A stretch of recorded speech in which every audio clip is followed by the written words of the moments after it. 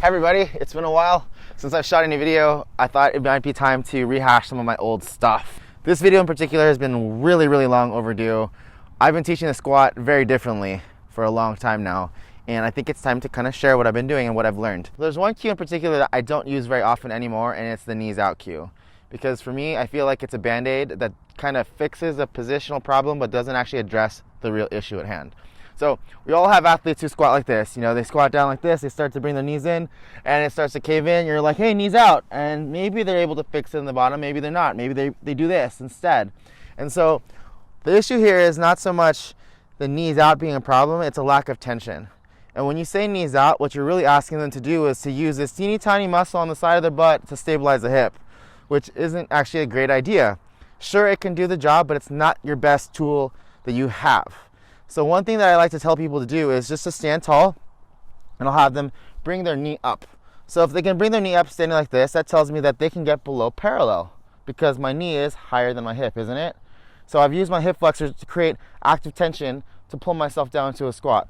Now, if I use my hamstring to pull my pull my heel to my butt, now I've got tension here and I've got tension here to create flexion. So I've created knee flexion with a hamstring, and I've created hip flexion with the hip flexor. Go figure. One of the things that happens too is if you flex the knee like this, the knee and the toe are going to track the same unless you do something really weird and contort yourself. So if you create active knee flexion with the hamstring, you actually get the knee and the toe pointing where you want them to be.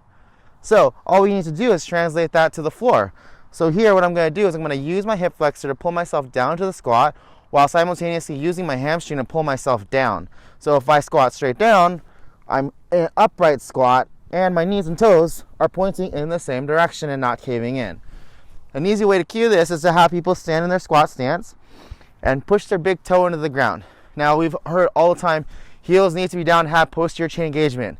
Yes, but you also need to have your full foot on the floor to get posterior chain engagement. If you're here like this, like a lot of people are doing, all you're doing is counterbalancing your weight. You're not actually getting your hamstring. If you have your toe on the ground and you push towards the ground and you think about pulling your toes, the big toes towards each other or your heels apart, this part of your hamstring, your inside head of the hamstring or your semimembranosus, if you want to be really nerdy about it, fires up. And this is on. So now what I'm going to do is I'm literally going to pull myself down by creating an active concentric contraction with a hamstring to create knee flexion, which pulls me down into the squat.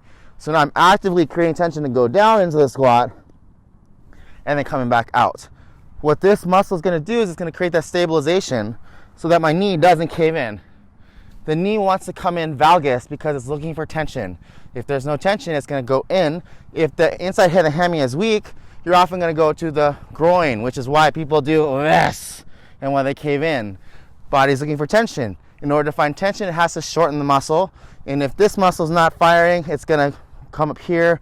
That's why a lot of people have groin issues. I know I did for a really long time, and I had to squat with a freaking voodoo band just to keep my hips together. And then I learned how to squat like this, and now I feel a whole lot more connected. I'm able to stay on tension in the hole and then come back out with tension. So instead of just throwing out the knee out cue like a lot of coaches do, which is a band-aid, let's actually create tension from the get-go. If we can create tension here, this creates a stretch reflex, which now allows us to also come out and create hip extension. So try it, guys. I know this is kind of a weird, groundbreaking thing for a lot of you guys, but if you have any questions or comments, post them in the comments below. If you feel like flaming me for this information, that's okay too. Any sort of interaction is welcome. Hope you guys enjoy this. We'll see you guys next time.